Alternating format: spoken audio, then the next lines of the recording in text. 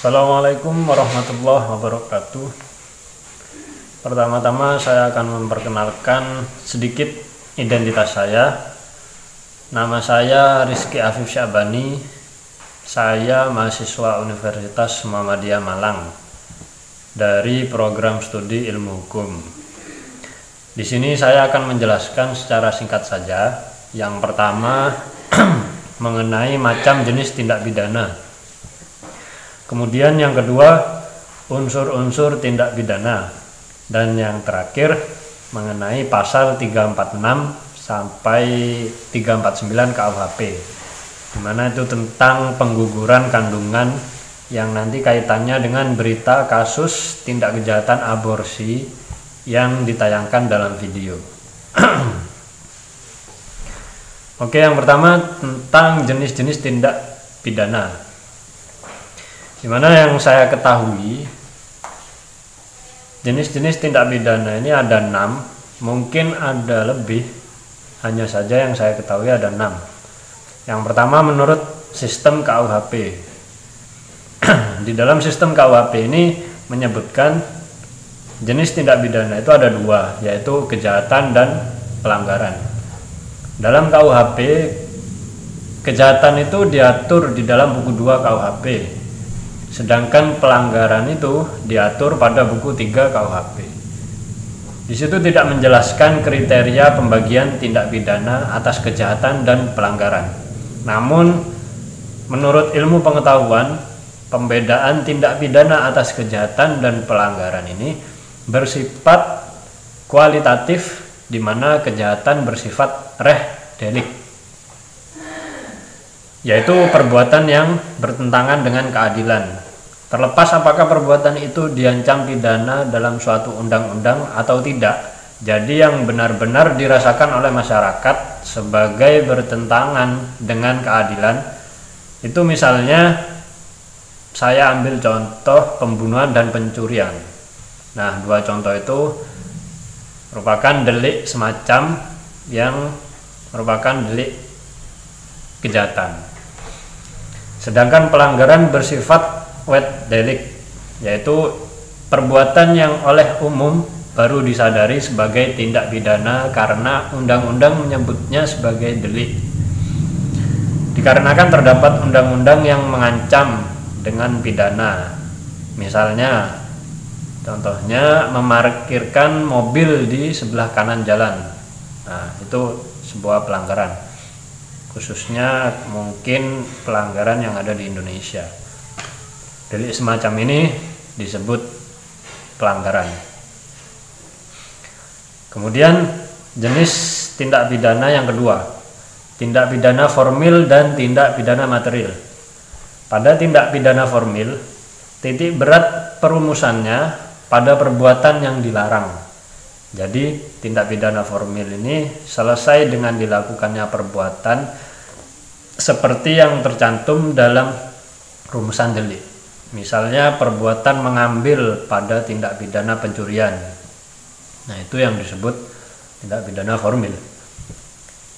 Pada tindak pidana material, titik berat perumusannya pada akibat yang dilarang. Tindak pidana tersebut terjadi setelah akibat yang dilarang terjadi. Misalnya hilangnya nyawa pada tindak pidana pembunuhan. Nah, itu disebut tindak pidana material. Kemudian jenis tindak pidana yang ketiga itu tindak pidana komisionis. Kemudian tindak pidana omisionis serta tindak pidana komisionis per omisionis komisa. Tindak pidana komisionis ini merupakan pelanggaran terhadap larangannya, jadi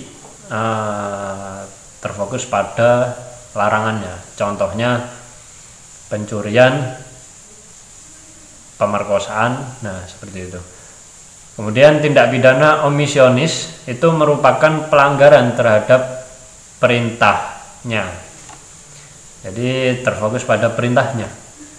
Contohnya tidak menghadap sebagai saksi di pengadilan. Nah, itu. Kemudian tidak memberikan pertolongan pada orang yang berada dalam bahaya. Jadi sengaja untuk tidak menolong seseorang yang berada dalam bahaya itu bisa juga nantinya akan dipidana. Kemudian jenis tindak pidana yang keempat, tindak pidana dolus, tindak pidana culpa, serta tindak pidana pre parte dolus pro parte culpa. Tindak pidana dolus adalah itu tindak pidana yang memuat unsur kesengajaan, sedangkan tindak pidana culpa itu adalah tindak pidana yang memuat unsur kealpaan sebagai salah satu unsurnya. Selanjutnya tindak pidana pro parte dolus pro parte culpa adalah tindak pidana yang dalam satu pasal itu memuat unsur kesengajaan dan unsur kealpaan sekaligus dan ada ancaman pidananya. Kemudian jenis tindak pidana yang kelima, tindak pidana aduan dan tindak pidana bukan aduan. Tindak pidana aduan itu tindak pidana yang penuntutannya baru dapat dilakukan setelah ada pengaduan dari orang yang terkena kejahatan. Sedangkan tindak pidana bukan aduan itu tindak pidana yang dapat dilakukan penuntutannya meskipun tidak ada pengaduan dari orang yang terkena kejahatan. Tindak pidana aduan dibedakan lagi atas tindak pidana aduan absolut dan tindak pidana aduan relatif. Tindak pidana aduan absolut itu tindak pidana yang menurut sifatnya hanya dapat dilakukan penuntutannya setelah adanya pengaduan. Contohnya tindak pidana zina, tindak pidana penghinaan. Nah, kemudian sedangkan tindak pidana aduan relatif itu tindak pidana yang menjadi tindak pidana aduan karena adanya hubungan istimewa antara si pelaku dengan orang yang terkena kejahatan. Contohnya itu tindak pidana pencurian di kalangan keluarga. Nah, seperti itu. Sebagaimana diatur dalam pasal 367 KUHP. Kemudian jenis tindak pidana selanjutnya yang terakhir yaitu tindak pidana tunggal dan pidana berganda. Tindak pidana tunggal itu tindak pidana yang cukup dilakukan satu kali perbuatan. Sedangkan tindak pidana berganda merupakan tindak pidana yang merupakan tindak pidana jika dilakukan beberapa kali. Contohnya tindak pidana penadahan sebagai kebiasaan. Nah, dari kata kebiasaan itu mungkin nanti diartikan sebagai makna berganda. Nah, di sini dicantumkan dalam pasal 481 KUHP. Kemudian setelah jenis-jenis tindak pidana, saya akan menjelaskan tentang unsur-unsur tindak pidana. Di sini saya mengutip pada pakar hukum, salah satunya yaitu menurut Prof. Simons. Itu unsur-unsur tindak pidana antara lain ada perbuatan manusia diancam pidana, kemudian melawan hukum, kemudian dilakukan dengan kesalahan, dan yang terakhir itu oleh orang yang mampu bertanggung jawab. Jadi yang pertama tadi perbuatan manusia. Di situ perbuatan positif atau negatif, juga perbuatan yang berbuat atau tidak berbuat. Nah, di situ sudah pasti jika berbicara unsur tindak pidana pasti harus ada suatu perbuatan itu sendiri. Kemudian diancam pidana. Nah, itu benar sekali di mana yang namanya unsur tindak pidana pastinya tindakan yang dilakukan pelaku itu mengakibatkan diancam kepadanya suatu pidana atau hukuman. Kemudian melawan hukum. Yang ketiga, sudah pasti melawan hukum, karena melawan hukum dalam konteks ini berarti bertentangan terhadap aturan yang tidak boleh dilanggar. Kemudian yang keempat, dilakukan dengan kesalahan. ya di mana suatu kesalahan terdapat konsekuensinya pastinya dan kemudian dapat dikenai hukuman. Kemudian oleh orang yang mampu bertanggung jawab. Nah, karena orang yang tidak dapat bertanggung jawab, contohnya saja orang yang mengalami gangguan jiwa dan semacamnya, itu kan sudah pasti tidak dapat dikenai pertanggungjawaban, dan itu sudah pasti susah untuk dimintai pertanggungjawaban nanti. Itu. Jadi dari unsur-unsur di atas di itu tadi yang saya sebutkan itu dapat dibagi ke dalam unsur objektif dan unsur subjektif juga. Jadi unsur objektif itu meliputi perbuatan orang, akibat yang kelihatan dari perbuatan itu, kemudian kemungkinan adanya akibat yang menyertai. Nah, contoh unsur di muka umum dalam pasal 281. Kemudian unsur subjektif itu meliputi orang yang mampu bertanggung jawab adanya kesalahan.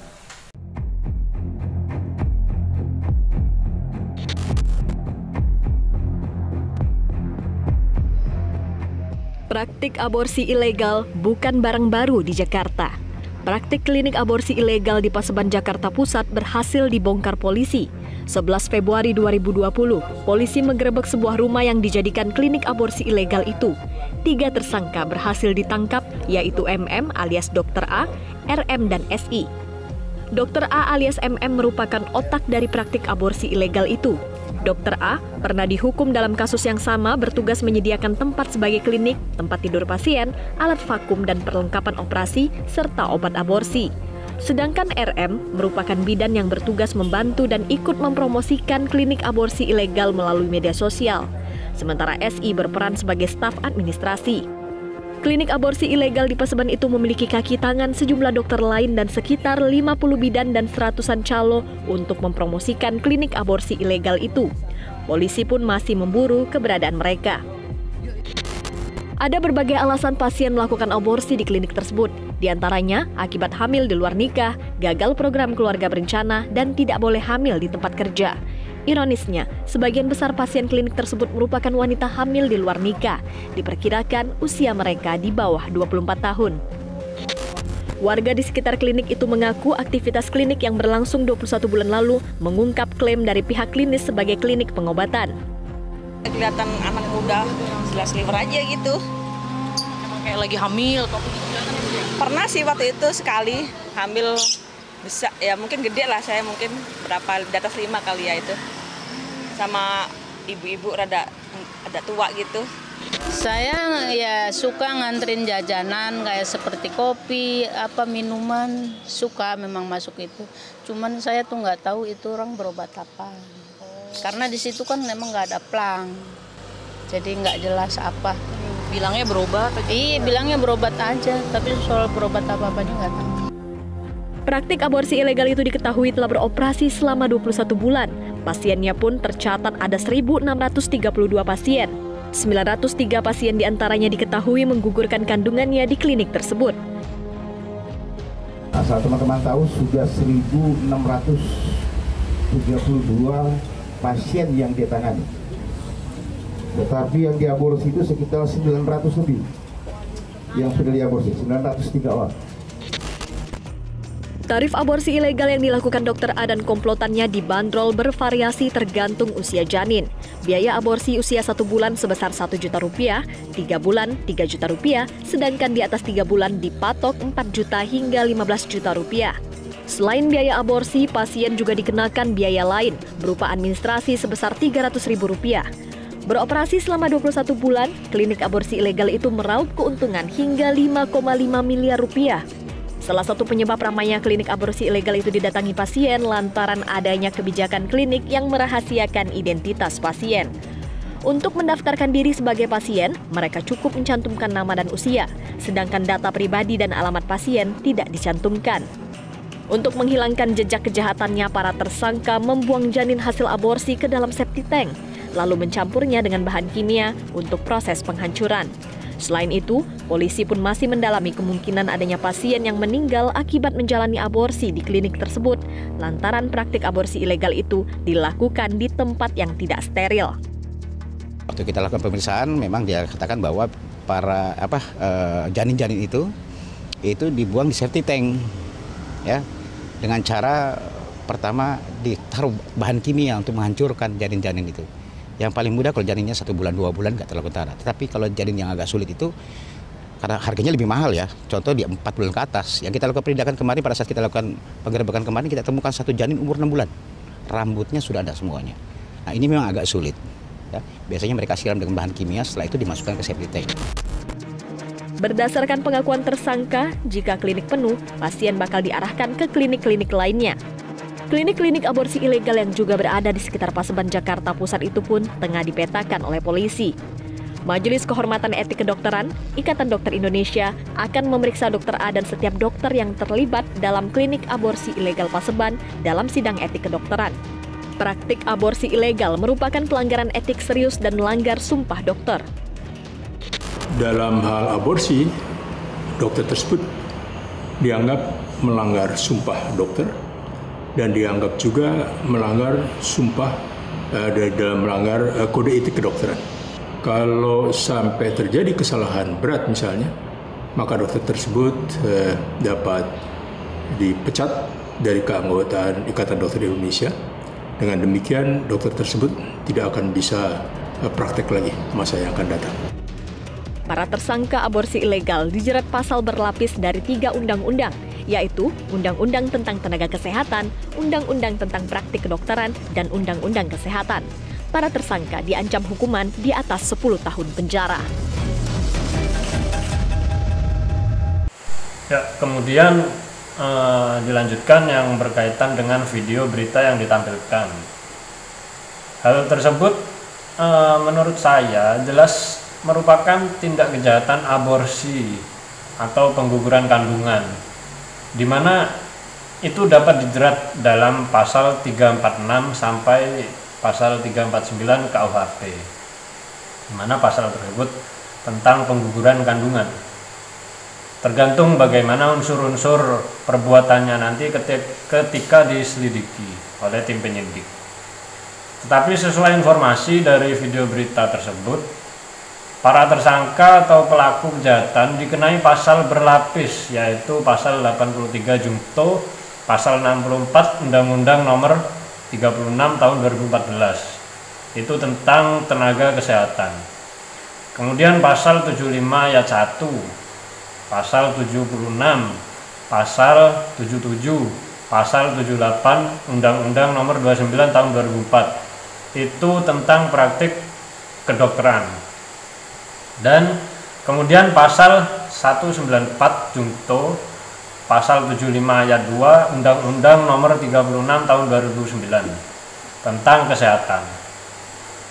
Nah, jika dilihat pasal yang diterapkan tersebut memang benar, tetapi sehingga dari sini menimbulkan pertanyaan, mengapa pasal 346 sampai pasal 349 KUHP tadi tidak dipergunakan untuk menjerat para tersangka atau pelaku kejahatan tersebut? Yang bahwasannya menurut saya pasal 34 sampai pasal 349 ini ditujukan untuk tindak pidana pengguguran kandungan atau aborsi itu tadi. Jadi sekian. Terima kasih. Assalamualaikum warahmatullahi wabarakatuh. Terkait dengan pertanyaan teman saya, di sini saya akan menjawab apa yang menjadi problematika dari teman saya tadi, yaitu saudara Afif. Tapi ada istilah bahwasannya jika tak kenal maka tak sayang. Perkenalkan, nama saya Brilian Gustama. Jadi menanggapi tentang pertanyaan teman saya tadi, kenapa hanya UU pasal 64 UU nomor 36 tahun 2014 dan juga terkait dengan pasal 75 nomor 36 tahun 2009 saja yang masuk. Di sini saya akan mencoba membedah ya. Dan tadi kan teman saya tanya tuh kenapa pasal 346 sampai pasal 348 kok tidak masuk dalam delik tadi, soalnya kan itu terkait dengan aborsi. Jadi saya akan mencoba menjawabnya. Terkait dengan UU nomor 36 tahun 2014 tentang pasal 64, di situ dijelaskan bahwasanya orang-orang yang bukan dikategorikan sebagai seorang petugas medis itu tidak boleh melakukan praktek yang seolah-olah mereka diizinkan untuk melakukan praktek tersebut. Jadi dalam hal ini merupakan suatu mereka melakukan sesuatu hal yang bukan profesi mereka. Jadi tindakan yang ilegal. Nah, di situ pasal tentang tenaga kerjaan bisa masuk dalam perbuatan yang ada di video tersebut. Terus terkait dengan pasal 75 UU nomor 36 tahun 2009 terkait dengan kesehatan. Di situ dijelaskan bahwasanya tindakan aborsi itu dilarang. Dan dijelaskan pada ayat 2 di bawah-bawahnya, nanti bisa Anda baca sendiri. Jadi itulah kenapa undang-undang tadi bisa masuk ke dalam video tersebut. Tapi yang perlu digarisbawahi di sini kan undang-undang tadi tidak menerapkan pidana atau istilahnya tuh penjara. Nah, di sini pasal KUHP terkait dengan aborsi yang dimana itu terdapat dalam 346 dalam KUHP sendiri. Di pasal ini dijelaskan bahwasanya wanita yang memang sengaja menggugurkan kandungannya itu bisa dikenai maksimal penjara 4 tahun. Terus di 347 sendiri, 347 ayat 1 itu menjelaskan bahwasanya apabila seorang ibu dalam hal ini tidak menyetujui untuk dilakukannya suatu aborsi, maka seseorang tadi bisa dikenai penjara maksimal 12 tahun. Dan apabila hal itu menyebabkan matinya ibu tadi, maka akan dikenai penjara maksimal 15 tahun.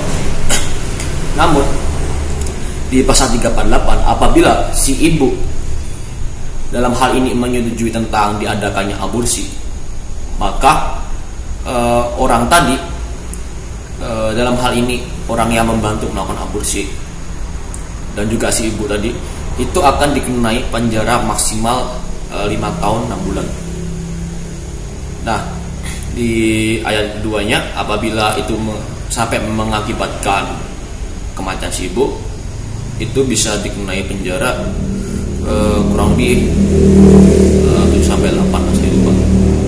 Nah, di pasal 349 sendiri itu mengenai tentang tenaga medis, bidan, tentang juga dokter, tentang alasan hukum apabila mereka sampai melakukan perbuatan aborsi tadi.